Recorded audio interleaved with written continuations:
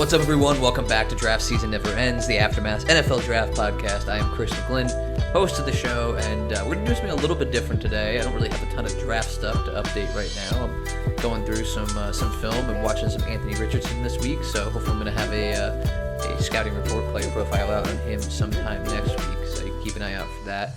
AftermathSports.com is where that'll be posted eventually, but interesting offseason ahead of us here, and the NFL playoffs are just about to start. I'm recording this on Friday night, just before the NFL playoffs start on Saturday, and there's obviously a ton of questions as to what the future is going to be for a number of key quarterbacks here. So I think there's a lot of teams out there, a lot of franchises, fan bases who think, okay, we're just a quarterback away.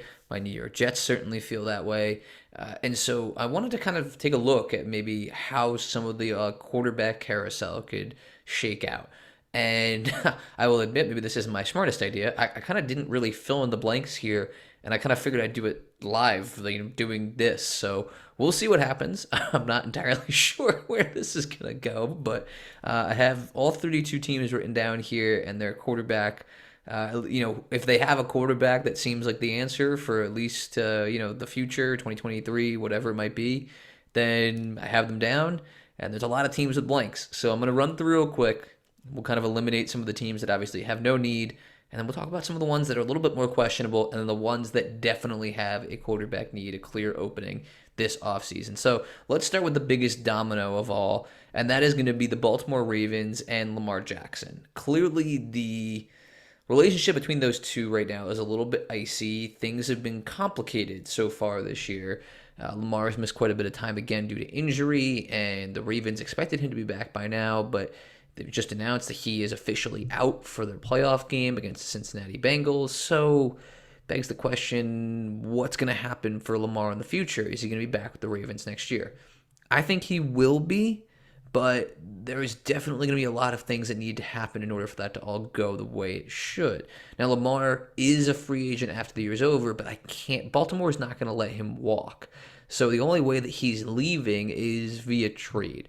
And the way that Baltimore can execute any of that is going to be with the franchise tag if they can't get a long-term deal hammered out with Lamar. So I think he's going to stay there. Obviously, there's a question mark next to this team, but they have a clear, I think, front runner for who they want to be their quarterback next year. This team has looked much worse with either Tyler Huntley or Anthony Brown under center, so it's clear they need Lamar back. The question is are they going to be willing to pay what it costs, especially when you've seen how much the injuries have impacted his availability over the last two seasons? I mean, people say, oh, he's a mobile quarterback, running quarterback. You've heard the line, of course, at this point. Most of these injuries that he's been sustaining have been in the pocket. Unfortunately, sometimes it just happens. So you start to wonder a little bit, is this really he's injury prone, or he's just been a little bit unlucky the last couple of years? I think it's more the latter, and I think Lamar's future is still in Baltimore. Well, remains to be seen exactly what that's all going to look like, but I think Lamar stays in Baltimore. Rest of the division, pretty straightforward. Bengals have Joe Burrow. He's not going anywhere. Browns have Deshaun Watson. They gave him the most money and most guaranteed money in NFL history. He's not going anywhere. And I think the Steelers have been pleasantly surprised with Kenny Pickett. Obviously, has ups and downs as a rookie, but I think he looks like he's at least in the mix to be the future quarterback there. I don't see them making a move this offseason to try and bring in any competition for him. I think the job is his to lose going into 2023. Moving to the AFC West. This one's pretty straightforward, right? Pat Mahomes obviously going to be with the Chiefs. I talked about this when I talked about the Broncos a few weeks ago on this podcast. I don't think Russell Wilson's going anywhere. It just doesn't seem realistic given contract structure and the fact that he just signed it, hasn't even gone into effect, that massive extension that he signed this year. Chargers clearly have Justin Herbert. He's under contract right now for another 2 years, another 2 years, and they are going to sign him long term. They've made that very clear. So that leaves the Las Vegas Raiders, who have made it clear they're moving on from Derek Carr. Derek Carr made it clear that he's moving on from them. Posted a farewell on social media this week, so he's going to be looking for a new home. The Raiders are going to be looking for a new quarterback. Jarrett Stidham had some moments, his 2 starts that he got at the end of the season, but I don't think he's done enough for the Raiders to think, hey, that's our guy right now. Maybe he's in the mix in a quarterback competition if they bring in a rookie or happen to go out and get a veteran, but it seems more than likely that the Raiders are going to find a quarterback. So that's our first one that I think is a clear, hey, this team has an opening at quarterback. Moving to the AFC East, there's a couple here. A little more complicated than maybe people would have expected heading into the season, given where we're at right now. Let's start the New York Jets. Clearly, quarterback opening right here. Zach Wilson does not seem like he's the long-term answer. I don't think he's going to go anywhere. I don't think the Jets are going to move on from him. He's a young quarterback on a rookie deal, so if you get an offer that blows you away, by all means, move him out. But I don't think that offer is going to be coming from anywhere at this stage, given how much Wilson struggled the last 2 seasons.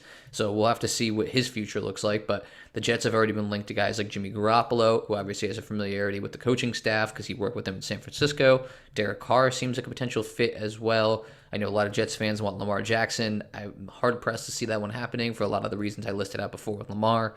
But it seems like a veteran quarterback, it won't be a rookie, a veteran quarterback is going to be a New York Jet. I don't know who exactly that's going to be, but there's some decent weapons there. If the Jets can sign a veteran quarterback and shore up their offensive line, a lot of the other pieces are already in place. They have some key free agents they need to take care of this offseason.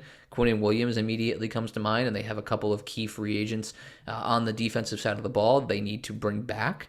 But the Jets have a roster that seems like they might just be a quarterback away. If you bring in a Derek Carr or Jimmy Garoppolo and you have the rest of that roster, that team could be contending for the AFC title. They did beat Buffalo this year. Couldn't beat the Patriots somehow, but you saw down the stretch how much the just lackluster, uneven quarterback play hurt this team. The offense didn't score a touchdown in 3 straight games. They're going to have a new quarterback next year. It won't be Zach Wilson.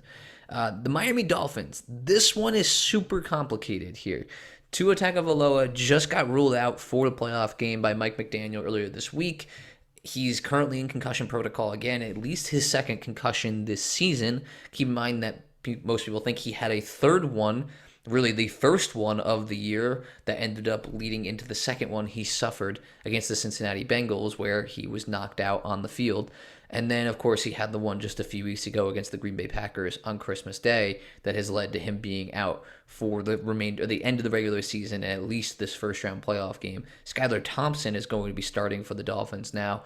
And Teddy Bridgewater has been dealing with injuries this year, too. I think the team might be looking to move on from him once the season is over as well. So it begs the question of, do the Dolphins want to run it back with Tua, or do they feel like they need to bring in another quarterback? And given the injury history, I think you might have to. So this one's a little bit of a question mark for me for Miami, but Tom Brady, there's a reason the Dolphins don't have one of the 2 first-round picks they were supposed to have heading into the year. They ended up trading the other one for Bradley Chubb, but their own first-round pick was forfeited because they were accused and turns out, tampering with Tom Brady. They reached out to him improperly while he was still under contract, and it turns out that the league found out about it. So that could be a potential match. Tom Brady potentially going to Miami. That could make some sense. We'll have to see what ultimately shakes out there. Without a first-round pick, though, Miami's not really in a position to trade for anybody. They do have future draft capital, but I feel like any team that's going to have a quarterback, whether it's the Las Vegas Raiders or the Baltimore Ravens with Lamar Jackson, whoever it might be that could be looking to trade a quarterback this offseason, is going to want some more immediate draft capital back. And obviously Miami doesn't have that to offer, at least in the first round. They have some players potentially to make it happen, but we'll have to see what ends up happening there. Tom Brady, like I said, could be an option. Derek Carr's name has been floated out there as well. It'll be interesting because you saw this year, Tua, when healthy, looked great. I mean, you put offensive weapons around him. You put Tyreek Hill, Jalen Waddle, a solid running game. It still needs some improvement, but you put all that together, and all of a sudden Miami had one of the more explosive offenses in the NFL. And were great the first half of the year. And as Tua dealt with more and more injuries and he missed time, that's when this Miami season started to fall apart. They limped into the playoffs. Skylar Thompson is doing the best he can, but really he looks completely overmatched as a 7th-round draft pick trying to start as a rookie on this team. They have some other injuries that haven't helped as well. And it's just hard to really look at this and say that the Dolphins can rely on Tua going forward.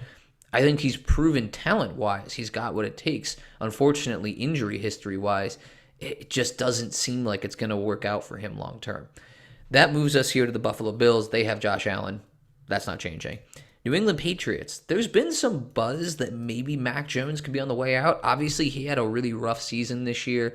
a huge regression from a year ago. That being said, I don't really know that you can put that all on Mac. I mean, he doesn't have a great number one receiver to go to in this offense. He's got a lot of good number twos and number threes to work with, which is, solid, but you would want a guy, especially a young quarterback, to have a go-to target. I don't really think he has that. And he had no real offensive coaching at this point. Matt Patricia and Joe Judge were somehow running this offense who, Patricia, formerly defensive coordinator before going to be the head coach of the Detroit Lions. And then you've got Joe Judge, who's a special teams coordinator before leaving to go become the head coach of the New York Giants. So neither one of them has ever really been in a position where they're calling offensive plays or trying to come up with an offensive scheme. So it's just a bizarre situation all the way around. Very questionable, and I think Belichick's learned from that. They already are going through the process of trying to hire a new offensive coordinator right now. Obviously, it needs to be done sooner rather than later. We'll have to see what ultimately comes of that. I think Jones, if you give him a chance with a better offensive coordinator and maybe a true number one receiver, Patriots do have, I think, the 14th pick in the first round of this draft, so could be Jackson Smith and Jigba, maybe Quentin Johnston's still there, Jordan Addison. There's a number of receivers that could possibly fit the bill. I know the Patriots don't typically draft receivers in the first round. The last one they did, I believe, was N'Keal Harry, and we all know how that worked out. So I think I don't know. It'll be interesting to see what New England does. Maybe they look to try and acquire someone via trade. I'm not entirely sure what the method is going to be here, but they need to find a true number one for Mac and give him some real offensive coaching before I think we can make a decision on, is this guy the future in New England? Because he looked pretty solid as a rookie when he had a little bit more structure around him. This year, less structure, fewer weapons, and I think we saw the result of that. Patriots still came pretty close to making the postseason and actually looked decent against Buffalo to finish out the regular season here. All right, final division here in the AFC. Titans, Texans, Colts. All of them have question marks or openings or just clear openings really at quarterback right now. It's bizarre to say this. The team in the division that has the quarterback situation figured out, that's right, the Jacksonville Jaguars. Trevor Lawrence not going anywhere. Looked great in his second year. Really came on strong down the stretch. And they're playing in the playoffs right now. And they're a pretty dangerous team. I know they didn't look great to finish the year against Tennessee, but Lawrence has been playing much better down the stretch here. And they dominated the Chargers earlier this season. So if Los Angeles comes out even a little bit flat, obviously they have a much healthier Justin Herbert this time around. I think Jacksonville could be a team that teams really struggle with here. It's a good young team on the rise. Doug Peterson definitely has that team trending in the right direction. Back to the rest of this division. The Titans, no idea what they're going to do here. Ryan Tannehill, I don't know. Dealt with injuries down the stretch, and you saw how much this offense definitely fell off without him. So is that enough of a reason for them to want to run it back with him? Possibly. I don't really know exactly what his future is going to be. He could be a quarterback that ends up landing elsewhere maybe and being a veteran fill-in for a team looking for some improved quarterback play. When we just talked about the Jets and I know it sounds bizarre, maybe the Dolphins, you just need somebody who can be there and provide a little more stability. Tannehill isn't great, but you also know a little bit more of what you're getting. He can be consistently decent. He's an average to above average quarterback in the NFL. When put in the right position, I mean, man, we've seen him look great. I mean, the Titans were the number one seed a couple years ago. They made a run to the AFC Championship with Ryan Tannehill under center. I'm not saying that's all because of him, but that's what you're capable of doing if you put him in the right situation. So for teams like Miami and like New York that have a lot of the weapons already in place, maybe that could possibly be a good fit for him. Now, for what the Titans are going to do, I don't know. They have the 11th pick in this draft, and I think more than anything else, it seems like they want to rebuild that offensive line, which makes a lot of sense. That's where I had them going. I did a mini mock that came out this past Monday. I had them taking Paris Johnson Jr. out of Ohio State. I think that just makes sense. They need some offensive line help. The offensive line has been in shambles most of the year. No matter who's been under center this season, they haven't had much time to throw back there. And the running game has suffered as a result as well. They haven't gotten the run blocking they wanted up front. So I think that's a big part of it. They need more of that going forward. And maybe they look to run it back with Tannehill or bring in a different veteran quarterback. I'm not entirely sure who that would be or what that would look like. But, I've also even heard from some folks that know this team well that maybe Josh Dobbs gets a chance at this. He filled in at the end of the year, and the offense didn't look great by any means, but it looked better than it did with Malik Willis under center. And that's not really saying a ton, unfortunately, for the rookie quarterback at Liberty who really struggled his first year in the league. But maybe Josh Dobbs really does get a crack at this, especially if the Titans feel like they don't really have a whole lot else to choose from at the quarterback position there. Not really sure exactly what they're going to do. The Texans, this one feels pretty easy. They're going to take whichever quarterback is available to them at number 2. Davis Mills' experiment has definitely run its course. He got benched this year for Kyle Allen, which wasn't a whole lot better. They ended up going back to Davis Mills because that's just how bad Kyle Allen was. Lovie Smith got fired. They currently don't have a head coach. So whoever does take over that team is in a good position to draft, whether it's C.J. Stroud, Will Levis, or Bryce Young, whoever happens to be there and that team prefers to bring in at number 2 in the draft will be the new quarterback of the future for the Texans. Maybe you keep Davis Mills or you keep Kyle Allen as to kind of give you a veteran there to help. That way you don't have to force the rookie into playing right away, but we'll ultimately see what ends up happening. There's going to be a new young quarterback in Houston that they will look at that as the future of the franchise. No question about it. And then the Colts, because they have the number 4 pick, thanks to losing that final game of the year, which cost the Texans the first overall pick. So they now have a chance to finally go out and get a franchise quarterback. They've been filling in, whether it's Phillip Rivers or Matt Ryan or Carson Wentz or Sam Ehlinger or Nick Foles. I mean, you name it. They've had so many quarterbacks over the last few years. Ever since Andrew Luck retired, they've been trying to figure out what to do with this position. Jacoby Brissett played for them for a time as well. So they've been kind of going from stopgap solution to stopgap solution. They need a more long-term permanent solution. And Chris Ballard said that he wants to make sure that they find the right one. Now, a good way to do that would be potentially trading up to number 1. The Colts have the draft capital to do so. Maybe the Bears would be willing to move down, considering the fact that they feel like they have their quarterback of the future in Justin Fields. We'll have to see. I'm going to talk about that more at some point, too, because there's been a lot of buzz about that this week. But I think with the Colts, they're going to end up going with a young quarterback here. I would be surprised to not see them to go maybe a veteran quarterback again. I just feel like they've tried that route over and over and over again, and it hasn't quite worked. So it begs the question of, like, do they really want to run that back? Or do you feel like maybe we just need to go to the rookie class and see what can happen? This is a pretty solid rookie quarterback class. I got to do some more work on some of these guys, especially Will Levis at some point in the near future. But there is some potential there, and I think this quarterback class is going to be well regarded by front offices and scouts across the league. I think Indy's probably going to go with the rookie quarterback here, but it's tough to say. All right, that finishes the AFC. The NFC, we're going to run through a couple of these pretty quick because the NFC North, we'll start there. This one feels pretty set. I don't think Aaron Rodgers is going anywhere. The Packers are going to keep him under quarterback. It just doesn't make any financial sense to move on from him. And unless Rodgers decides he wants to retire, he'll be the quarterback there. Even if Rodgers does decide he's going to retire, they have Jordan Love waiting in the wings. They're not going to bring anybody else in. If Rodgers comes back, that's when Love maybe becomes, I wouldn't say expendable, but he might be somebody that gets shipped out. That's somebody that keep an eye on throughout this whole quarterback carousel. Vikings have Kirk Cousins. They're not going away from him anytime soon.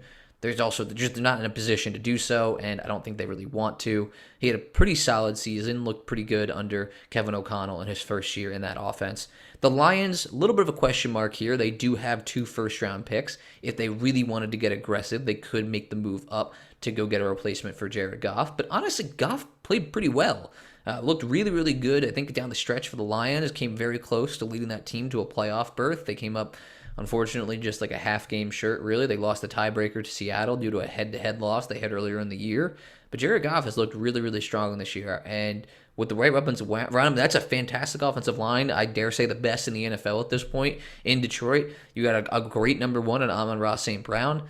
Now you just need to build up that defense, and I think this could be definitely a playoff team. They came very close to that, and a team that we're talking about making a run, winning a playoff game or 2 a year from now, if they get the right pieces in place. Aiden Hutchinson and James Houston were great on defense for Detroit.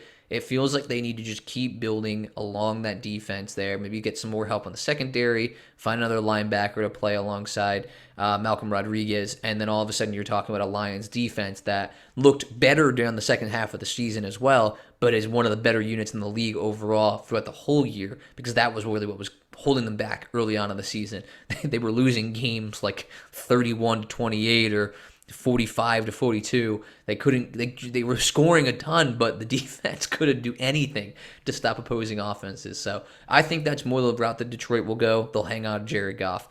As for the Bears, I already mentioned it. I just don't see any reason to move on from Justin Fields, man. He's looked really good. You have basically nothing around him here. A terrible offensive line, essentially no weapons for him to play with down the stretch.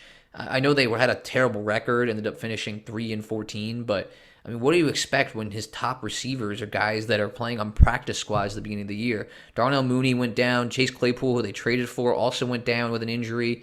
So, I mean, his top target was Cole Kmet, who's a solid tight end, but I mean, that can't be your number one target if you expect to run a successful offense. David Montgomery, Khalil Herbert both dealt with injuries at points during the second half of the year. I just think Chicago is in a point where, to me, it makes sense. Sell the draft pick. Figure out who's going to give you the most. The perfect example I'll go back to, mini mock that I did on Monday. Trade down with the Colts. Get down to number 4, pick up an extra first-round pick, or probably 2, really. Maybe another mid-round pick somewhere in there, and potentially a second-round pick this year. Just beef up on draft capital, and you're still in position then to go after one of the top 2 defenders in this class, whether it be Will Anderson Jr. or Jalen Carter. Both of those guys have been phenomenal all year in college. They're the top 2 players I have on my big board at this point. If Chicago can walk away with all those extra picks and one of those 2 guys to help rebuild their defense around, man, you're going to feel a lot differently about how Chicago can rebuild quickly here. They need to get it right. There's no question. Ryan Poles, needs to be able to hit on some of those premium draft picks that he has. But if you can take what feels like a slam dunk pick with either one of those guys and you have more shots at it going forward with a bonus second round pick, an extra first round pick next year, I mean, we could be talking about the Bears being a team that's able to turn it around in a year or two in time for Fields to be towards the end of that rookie contract. And then you're able to talk about, hey, we're now in a position to contend with him on that 5th year, and then we're looking to build around him going forward. I know it's tough, the rookie contract, because you want to maximize it. It's super valuable, but Chicago's never really had a franchise quarterback. You have what looks to be one now, a super dynamic athlete who's getting better as a passer. And so it feels like it would be kind of foolish and definitely very risky to move on from him now for another uncertainty, whether it be Bryce Young, CJ Stroud, Will Levis, whoever it is that you think they should take at the top of the draft. It just, to me, doesn't feel like it just feels like too much of a risk, especially when you know what you have in Justin Fields. Now, maybe in 2 years, Fields ends up flaming out, and Bryce Young or whoever ends up going number 1 overall looks like a great player, and the Bears will have some buyer's remorse. I'm not sure. It's going to be tough. I guess it really will be seller's remorse at that point, but I think that's the risk you're willing to take is that Justin Fields you have a bit more of a body of work. You understand more of what you have in him, and just because you have the idea of the unknown doesn't always necessarily mean it's going to be better. Let's move to the NFC West. San Francisco 49ers, I think they're going to run it back with some combination of Trey Lance and Brock Purdy. Maybe they bring in another veteran quarterback here. I'm not entirely sure. Purdy's obviously played pretty well down the stretch. Trey Lance is a player they invested a ton of draft capital in, but we haven't really seen him play yet. He sat most of his first year, broke his ankle this second year. So, eventually, maybe we get to see Trey Lance and see what he can actually look like. Obviously, it wasn't great what we saw from him against Chicago to open the season, but it was one game in a monsoon. So, I don't know. It's going to be interesting to see. That's going to be one of the more interesting quarterback situations to watch, but I don't think San Francisco is really a player in this quarterback carousel, unless maybe Tom Brady decides he wants to go there. But even then, I don't know about that. We'll see.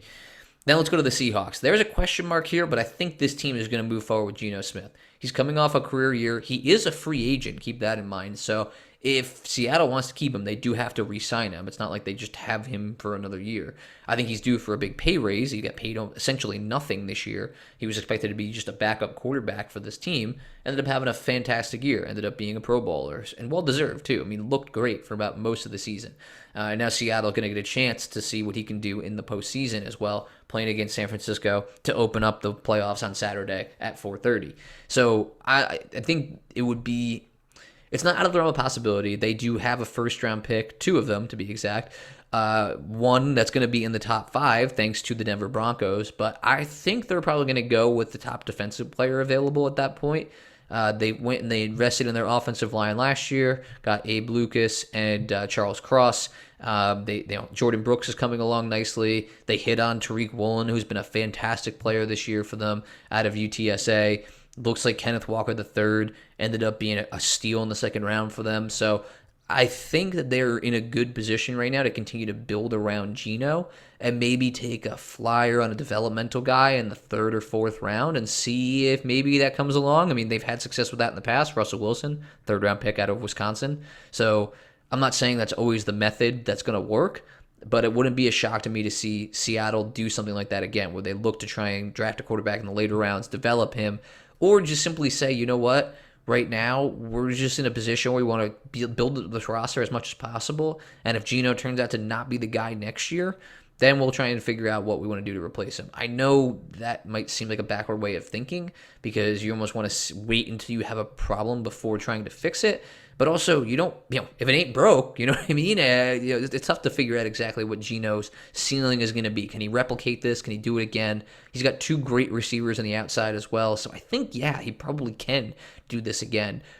This was the Geno Smith that I think the Jets maybe were hoping for, that they were hoping they were going to get when they drafted him in the second round out of West Virginia all those years ago now. So I'm not sure. It's tough to say. I mean, we've never seen a quarterback situation quite like Geno Smith's, at least not one that I can remember. So he'll be an interesting one to watch, but I think he'll probably be back in Seattle.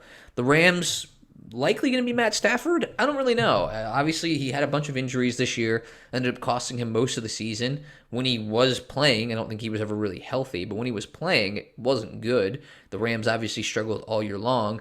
Now they don't have a first-round pick, and they have not a whole lot of cap space to work with. So it begs the question of what are they going to do? Well, Sean McVay is rumored to possibly be out in Los Angeles, so maybe that means that they could be looking for a new quarterback. I don't know. It's a really weird situation. They did just sign Matt Stafford to an extension last year, so I don't think he's going to go anywhere. But there's also a chance that maybe Stafford retires, especially if McVay says he's going to leave. Maybe he just looks at this and says, you know what, I got my ring.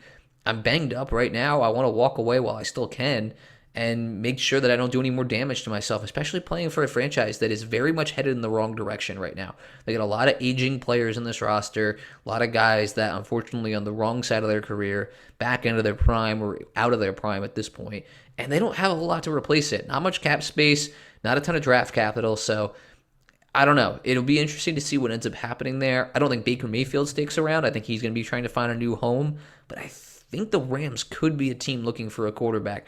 I just don't know where they're going to find one. If Matt Stafford decides he's coming back, obviously that will solve any questions, at least for 2023, about what they're going to do at the position. If he doesn't, that's going to be really interesting to watch. I don't know. Maybe they do try and bring Mayfield back at that point and see if they get a little more cap relief from Stafford's contract being moved into a retirement section. It changes how the contract ends up obviously hitting the books for them from a cap standpoint. So we'll see. It'll be really interesting to see what that all looks like when it shakes out. Then there's the Cardinals. They're not moving on from Kyler Murray as much as they might want to. They have a new coaching staff coming in, obviously. Cliff Kingsbury being fired at the end of the year. So, yeah, I mean, could things change, obviously? Yes, but Kyler's not going anywhere. He's coming off a torn ACL. They just paid him. His contract extension hasn't even kicked in yet. So, yeah, he's not going anywhere right now. It's going to be a while before the Cardinals are in a financial position to move on from Kyler Murray. I don't think they want to yet either. I don't know. The GM has changed as well. So it's going to be interesting to see what they ultimately decide to do. But again, Kyler probably staying. I don't think he'll go anywhere. There's a lot of teams where it feels like I don't really know what's going to happen at quarterback. That also applies to the New York Giants.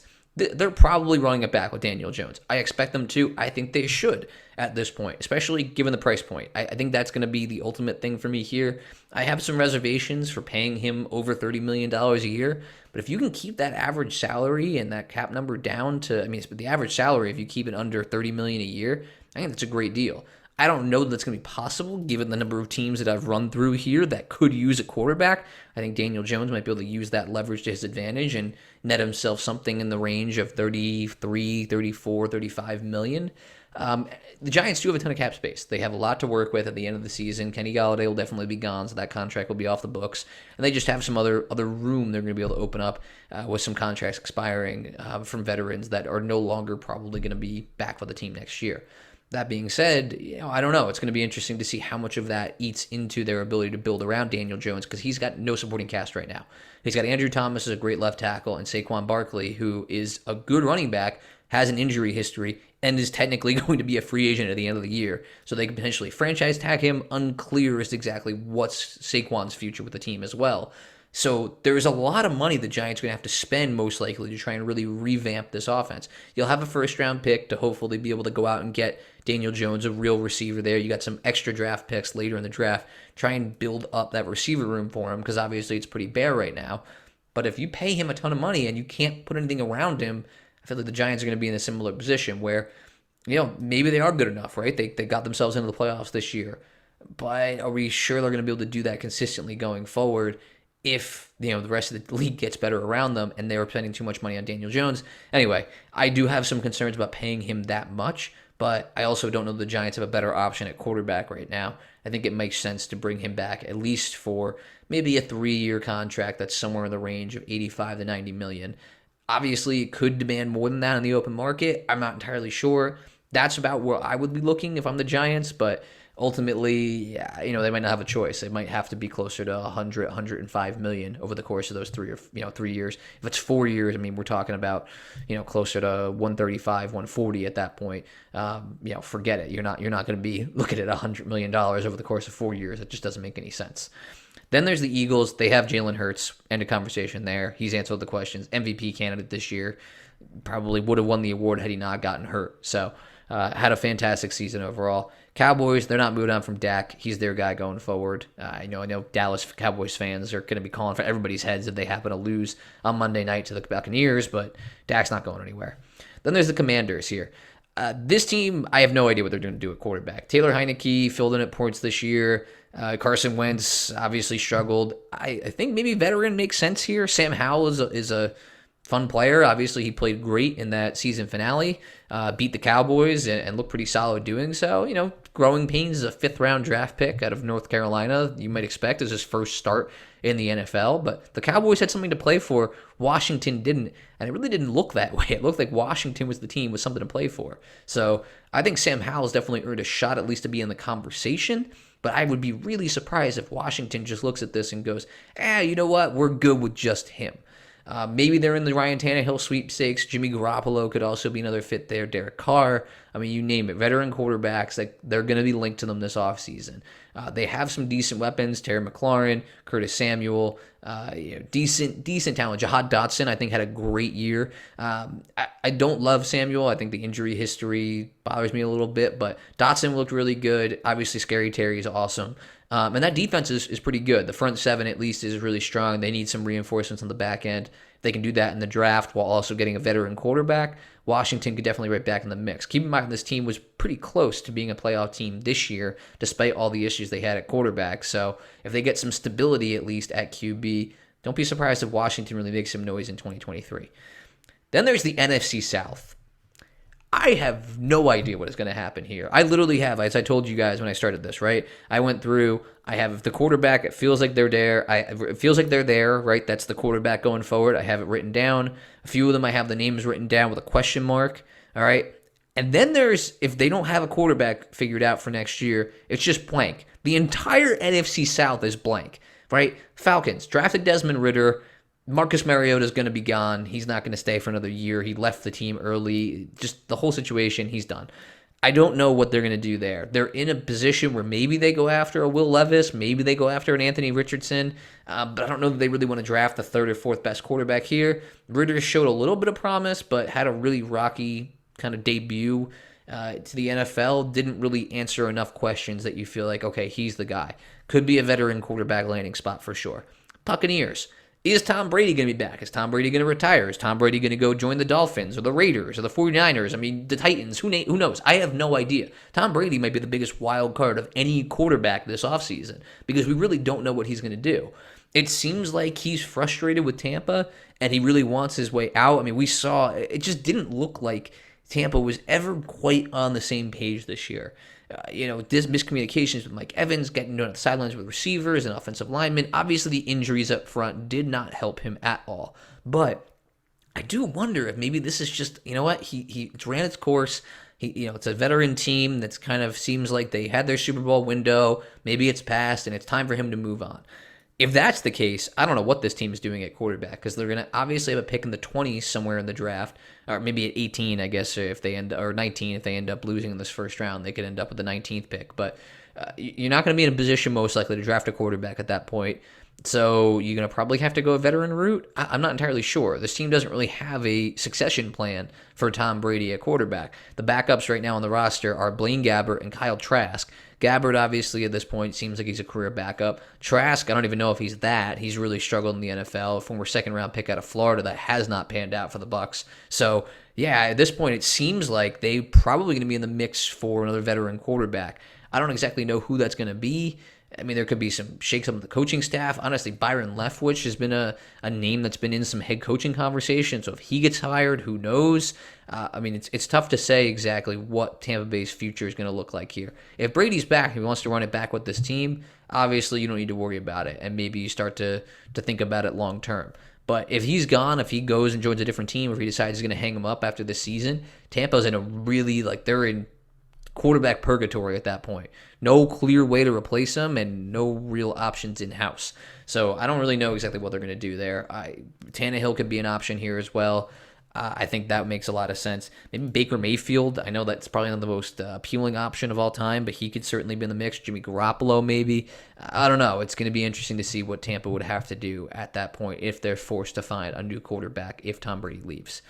Then there's the Saints. I mean, I don't know what this team is doing. They gave up their first-round pick for this year in a trade with the Eagles so they could get an extra first-rounder last year, and it didn't really pan out for them. They drafted Trevor Penning, who was solid, and it seems like this team constantly is borrowing from the future so that way they can kind of stay in the present and be relevant, but they weren't even really that this year. They had a pretty rough season overall.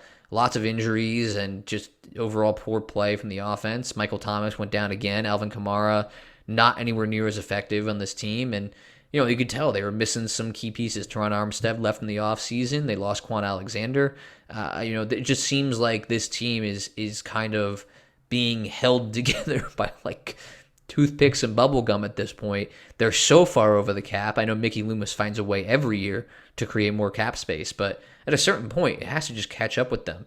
So Andy Dalton's a free agent at the end of the year. Honestly, I think the most likely thing is they just bring him back on a pretty team-friendly deal and just kind of kick the quarterback can down the road, metaphorically speaking. I just don't know what else you're going to do. You don't have a first-round pick this year. You don't have cap space to go out there. You don't have draft capital to go out and try and trade for somebody. Maybe Jordan Love could be a fit here because he's on a rookie deal. They can find a way to make that work. But you still have to give up draft capital to go get him. And I don't know. I mean, the Saints, how much more are the Saints willing to mortgage to try and keep this team together if they really aren't that close to competing? Because even with a new quarterback on this team, I don't know how much better the Saints team is. Obviously, you get some improved quarterback play over Andy Dalton. They're probably more competitive, and this division looks wide open right now. But let's say this team next year has Derek Carr at quarterback. Do you think that's a championship team? I don't. Maybe if Michael Thomas is fully healthy and we see him revert to form, but I feel like we're kind of too far past that at this point.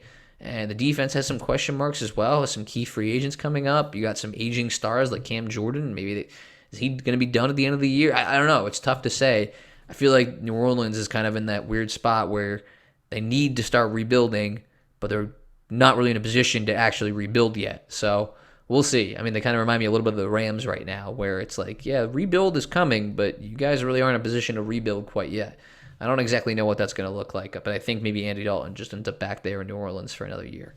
Then there's the Panthers, who right now have a coaching opening and an interesting decision to make on Sam Darnold, actually, who played really well down the stretch and led Carolina pretty close to winning the division. Didn't finish that far off. I don't know that he's proven himself as the long-term answer at quarterback, but it wouldn't shock me if Carolina ran it back with Darnold under center because there's really not a whole lot of clear options for them here. They have the 9th pick in the draft. You got to imagine at least the top 2, probably 3 quarterbacks are going to be off the board by that point. Maybe Carolina gets aggressive and tries to trade up for one of those guys, but if not, I mean, you're looking at the 4th quarterback off the board, whether that be whoever, Stroud, Levis, Richardson, whoever it might be at that point. Do you really want to be in that position? Maybe. It's a good quarterback class, as we've seen. I mean, hell, the 4th quarterback drafted in the 2018 draft, if I'm not mistaken, was Josh Allen, so that worked out okay. So, you know what? Maybe, actually, no, it was Josh Rosen. Never mind, different Josh. That didn't work out. at all. Fifth quarterback drafted that year was Lamar Jackson. That worked out. However, just because you have the first quarterback off the board doesn't always mean you get the best one off the board. Justin Herbert and Joe Burrow looked like the better quarterback. I don't know, man. That whole 2020 draft looked fantastic. Jalen Hurts was in that draft too. He might be the best of the four, and he was drafted in the second round. So, point being is possibly rookie quarterback here. I think Darnold will be back almost regardless, especially if they decide to go the rookie route, because then you don't have to force a guy who maybe isn't ready into action, especially if it's Levis or Richardson. I think both of those guys could use a little more time to develop before they really make that jump into the starting NFL role. And Darnold could be a good bridge quarterback for them to do so at that point. Maybe mid-season, if you're kind of ready to move on, the team's not really in a position to compete, you look to flip Darnold, a team who has a quarterback injury or a team that's just looking for some improved quarterback play. It's certainly a possibility. Carolina, I don't know. I mean, I think it's going to depend a little bit on who the new head coach is there. Steve Wilks has made a real case for himself, had a great finish to the season with Carolina. So that's a possibility, especially you keep some familiarity, continuity there. If you bring Darnold back as well, you get that all going for you at a team that finished really strong down the stretch. I don't know. It's certainly a possibility. I don't know that it makes any Panthers fan feel fantastic about the future, but I think it would make sense. There's enough logic behind the decision-making process there for me that it all would add up. So anyway, the end of this long randomly tribe. That's all 32 teams. We went through the quarterback situations there. It's tricky, man. There's going to be a lot of, I have 11 teams where I have openings at this point, and that includes the Dolphins. So that's more of a question mark. So if you want to keep the Dolphins out of it, then 10 teams where there's clearly a quarterback opening. The Raiders, Jets, Titans, Texans, Colts, Falcons, Buccaneers, Saints, Panthers, Commanders. 10 different teams. I don't know if there's 10 quarterbacks out there that teams feel good about, right? Is Matt Ryan going to be a quarterback that some team is going to say, hey, we're going to bring him in and see if he can start for us? Is Baker Mayfield, has he done enough that he's going to earn another starting job somewhere in the NFL? He showed some flashes in Los Angeles for sure, but he wasn't great, and he was terrible in Carolina earlier in the year. So, certainly could be in the mix somewhere. Maybe if you get a young quarterback and you want to bring in somebody to help you bridge the gap, that could be Mayfield. I'm not entirely sure. And then you go through, there's 4 first-round quarterbacks at this point. Bryce Young, C.J. Stroud, Will Levis, and Anthony Richardson. That means that the other 6 teams here that definitely have a quarterback need are going to have to look for veteran quarterback play. Whether it's Derek Carr or Tom Brady or Jimmy Garoppolo or Ryan Tannehill or Matt Ryan. There's a few, obviously, that you feel really good about, right? Carr, prior to this year, looked really good, was a Pro Bowl type quarterback. Jimmy Garoppolo has been to a Super Bowl, been to an NFC Championship game a couple times. Tom Brady, obviously one of the greatest winners of all time, probably the best quarterback, probably the best player in NFL history. But at the age of 46, how much does he have left in the tank? You need to have the situation be right for him. There's a lot of question marks to be asked about Brady's future. And so as you get further and further down this list, then you get to Baker Mayfield and Andy Dalton and Matt Ryan and Ryan Tannehill. It just starts to be, okay, is this really what we want to do? And for some franchises, it might not be, but it might be what you have to do because there's only so many quarterbacks that are going to be available to join new teams. And so at the end of the day, there's going to be a couple of teams that feel like they get left out of this quarterback carousel, where they feel like the sweepstakes is over, and all of a sudden you're like, oh, okay, well, we didn't really upgrade here, or we didn't really get the guy we wanted, so now what do we do? And you're going to have to pivot and go find yourself a veteran quarterback or draft a quarterback later in the year, or maybe see if you have somebody in-house who could possibly do it. Sometimes it works out. Ask the Seahawks. It worked pretty well with Geno Smith. But more often than not, it doesn't. So it's going to be a really interesting offseason for the entire NFL. But there's like 15, 16 teams here that have legitimate question marks at quarterback going into next year, or at least beyond that, right? Where you think about the long term and you're like, well, what are they really going to do here when that guy leaves or that guy's contract is up? Are we sure we're going to keep him? So I'm super fascinated by it. I wanted to talk about it a little bit because as we head into the chaos that is the NFL offseason, as we get closer and closer to that, more and more teams, we're going to have 6 more teams. No, we're going to have 4 more teams eliminated this. No, how many teams are we going to have eliminated this weekend? I don't know. More teams, 4 more teams. Yeah. 6 more teams. 6 more teams eliminated. I cannot do math right now. 6 more teams eliminated for this weekend, which means that we now have 6 more teams who are looking at their offseason and going, okay, what can we do to get better? What can we do to get ready for next year? And so we're going to be at 24 teams at that point that are thinking about the offseason. You're going to see fan bases everywhere who start talking about what are we going to do at quarterback. And I think it's really important to keep in mind that there's a lot of teams asking that question, and there may not be enough quarterbacks to really satisfy the need. It's supply and demand. Right now, the demand is way higher than the supply. And so we'll have to see what ends up happening. There's some interesting quarterbacks. Jordan Love going to be an interesting piece to watch this offseason. What ultimately happens to him? Does a team really try and settle themselves to Carson Wentz again when he inevitably gets cut in Washington? There's just some big questions that are going to be answered in the next few weeks here. I'm super excited for it. It's going to be awesome. Honestly, NFL offseason is sometimes just as exciting as the NFL season itself. So tons to keep an eye on. Wanted to talk about it because obviously this will all impact the draft. This is going to impact the draft in a big way. If the Raiders find a veteran quarterback, then all of a sudden, okay, they're not drafting a quarterback. Maybe that opens up an opportunity for the Carolina Panthers at number 9 or the Atlanta Falcons at number 8. Or maybe a team right outside, maybe the Jets decide, hey, we want to go rookie instead of going veteran here and leapfrog in, or whatever it might be. The Titans get aggressive and trade up. So all of a sudden you're looking at it like, okay, each domino is going to have an effect and it's going to get back to the draft eventually. So it'll be really fascinating to watch it all unfold.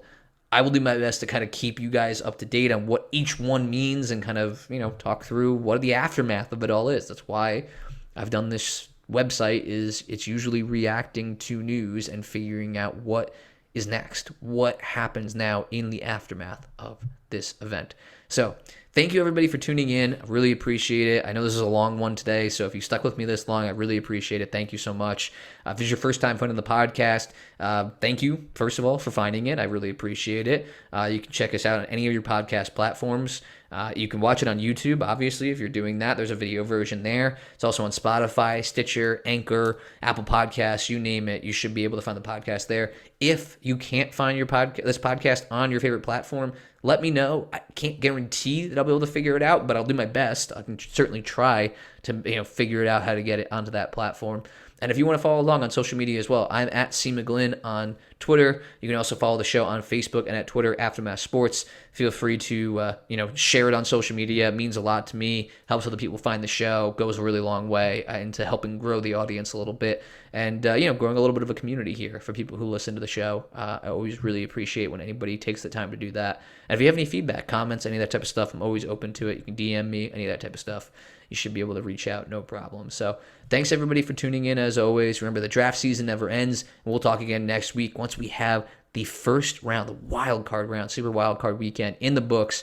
We'll know even more draft positioning. We'll be looking ahead to a lot of the all-star games are going to be coming up in this NFL draft cycle as well. So make sure you stay tuned. Looking forward to all of it. We'll talk soon.